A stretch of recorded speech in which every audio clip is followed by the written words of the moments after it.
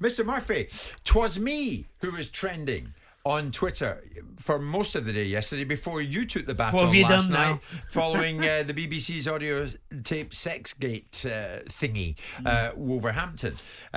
So I handed you the baton and then it was over to you. But before that, yes, you're right. What did I do? We were talking about Tottenham losing 2-0 to Arsenal, a game I was at on Sunday at the Tottenham Hotspur Stadium. We were talking about the events at the end of the game when Aaron Ramsdale, the Arsenal goalkeeper, responded somewhat to some of the crowd comment that he'd been receiving from Tottenham fans and gave it something of the BeIN at the end, a little badge kiss, little fist pump, and then went over to get his gloves, and we know what happened after that.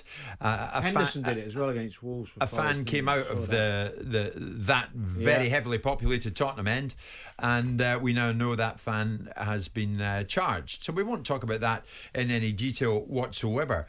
But I was suggesting yesterday that maybe players in such a moment, and I think, Simon, to a degree, you were backing me, should just be mindful that their actions can get a reaction of an adverse nature. Now, funnily enough, on my 10-minute walk round the corner from where I live, just round at the Tate Modern, round to the studio this morning, I nip into the news agents. Del Boy, the news agent, was chatting to me when Andrew, the Arsenal fan, came over to give me his version of events. Over the years, that is what Arsenal and Tottenham players and fans have done with each other. We've always interacted with each other, you know? It's always been a back and forth. And I just think that it was just one fan that just decided to go over the top. I work in security myself, so I expected the stewards to at least get involved. That's what they're paid for. Maybe they're just not paid enough to get involved in the way that they're supposed to. And you think it's all part of the Arsenal-Tottenham thing? Yeah, it always has been. It always has been. As I said, if it's not Ben White saying 2-0 to the crowd, or if it isn't Theo Walcott doing the exact same thing, or them giving it to us fans when they score a goal. It's always been that way. I love the fact that Keown actually spoke about the fact that, we do walk the gauntlet when we go over to the Tottenham Stadium. It's always been that way, you know. There's always been a couple of them that have always given it to us as we go there. So, yeah, I love talkSPORT, absolutely. Good old Andrew. Enjoyed that chat with you this morning, Andrew. Thank you for that.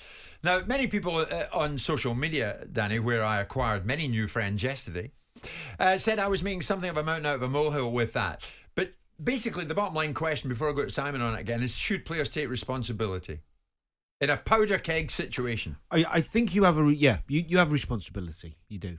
You need to think about your behaviour and what you're doing on and off the pitch all the time. That's part and parcel of being a footballer and representing a big club. It doesn't offend me at all, the little bits of banter that players do at the end of games and stuff like Ramsdale did. It doesn't bother me personally because I've been in that environment and I get it. It just happens. But I do think that you end up making yourself look a bit silly and causing problems for yourself that you don't need. Saw the Henderson antics after the Wolves-Forest game. Ramsdale does now have a question mark over him. Why is he doing this? Why is he doing that? Instead of talking about what a bloody good goalkeeper he is. And he didn't need to do the last bit. Now, just to separate, and Simon and I were just talking off air, I spoke about, I think it was Man City players celebrating their Arsenal somewhere not so long back. In a spontaneous moment, in a game full of emotion and passion, I think it's what we want to see is players caring and celebrating and giving it the away fans or giving it the home fans when they've been having a bit of stick. I've got no problem with that.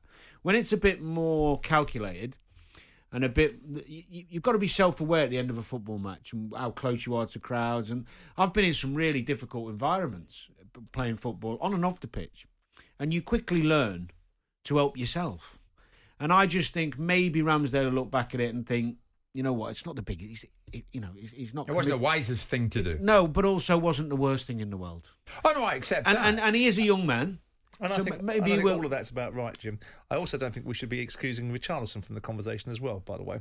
No. Because Richarlison got up in... yeah, but you know why he's doing it, don't you? Well, I'll tell you why he's doing it. Because he's playing to the gallery. Yes. Yeah, but that doesn't also... He should also be in this conversation. Correct. He should be told about his behaviour. Because he's always at it. None of us in this room are suggesting for 1 second that we give one sense of justification to what that moron fan did. And the consequences are all his to own, right? That's his lot, right? As far as going to watch Tottenham, I suspect, right? But it is also the spontaneity of celebrating a goal. Sometimes I think it's ill-advised to run over to a huge segment of fans supporting the opposition and give it to them then, because I think that's probably slightly provocative. But I do understand and concur with you the spontaneity of celebrating a goal and also cupping your ear against fans. I get all that, right? I understand. It's part of the theatre. But when you're coming after a game and you know, Ramsdale knows that pointing at the badge and giving it a big one to those fans at that moment in time is going to create a reaction. It wasn't about celebrating the spontaneity of a win. It was about doing something to give something back. He's a professional footballer. He's in a very privileged position. He doesn't need to do that. No. I understand as a human being, he's not a robot. He's going to have emotions, and why should he have to listen to a bunch of abuse? But the challenge is, when you're in a business that's driven by emotion, the only reason you're on £200,000 a week is because this business is fueled by emotion and sentimentality, because no one would pay half of these homeless this kind of money if it wasn't supported by that. Right? No, so we're in that space, so you can't take all the benefits. So I think in this conversation, Jim was right to flag that Ramsdale should do better. I think Richarlison should be in a conversation as well, because I think his little intervention was unnecessary and inflammatory. And I think the fans should be drop kicked out of football, not there anymore. Exactly. I agree. Simon, I couldn't put it better myself, and I can really put things better than you. But when I think the how would I use my words on this, Danny? It was ill-advised by Aaron Ramsdale. Now, there are differences. When Holland played Argentina in the World Cup, do you remember that moment when Paredes came over and blasted the ball into the Dutch dugout? And all hell broke loose, and Van Dijk goes out and confronts Paredes. It's great, wasn't it? It was a bit of a head case anyway. Great, isn't it? No, that was irresponsible by Paredes. But what Ramsdale did, I think, was nothing more than ill-advised. Yeah, I think that's fair. What talkSPORT's, I think, social media feed didn't show yesterday was that I went on to say I thought Richarlison's part of it as well was a non-starter. He shouldn't have got involved in that. Because it all happens in front of a whole mass of fans, some who are more passionate than others, some who will react in a different way than others, but who have just seen their team lose 2-0 to their greatest rivals. In a perfect world, you'd want all footballers to be able to behave maturely and sensibly and as a good role model. Just remember where they are. Yeah, but inevitably, you only learn by your mistakes, Jim. And these are young footballers in big situations, and I don't think we'll see Ramsdale do it again. I think he'll see it and think, you know what, this has caused a bit of stir. But part of the observation is the need to call it out. There's nothing wrong with calling it out. The key word in the centre is professional. He's a professional footballer. Yeah. The fan's a fan. Right? He's a moron. He's going to get his consequences. Right? But as a professional footballer, it needs to be imbued in you. And playing for a big football club like Arsenal, it's not his first game. He knows the dynamics of it. All he knows what it's like to play at a big football club. Now he's been there for a while. Yeah, but what I'm talking about is the pressure of where they're at the moment, winning every game, getting closer to that title, expectancy. It's lovely pressure. Yeah, it's a wonderful pressure. Being not pressure, but it's different than it's different than he's had before.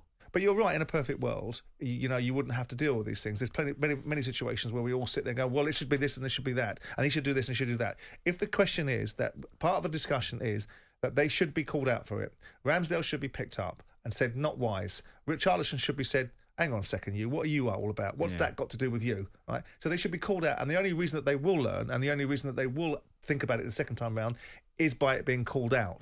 People having conversations. Correct. Yeah, and that's what we're doing here. On the flip side, though, I would say that I don't know how you feel when you watch football. I mean, I was a fan for years. There's nothing a player, and I know they have more responsibility in some ways than a fan, but there's nothing a player could say or gesticulate to me that would cause me to run down kick and punch anyone. They could call me every name under the sun. I agree. Yeah, of course. I agree. Yeah, because I'm a reasonably bright, debatable, reasonably bright adult. Highly debatable. Yes. What person with any logic, an ounce of emotional intelligence, does that? You're right. No, Danny, you're right. You are bright. Well, reasonably bright. Jim White and Simon Jordan. Monday to Friday mornings from 10 on AM, on DAB, via the talkSPORT app and on your smart speaker. talkSPORT.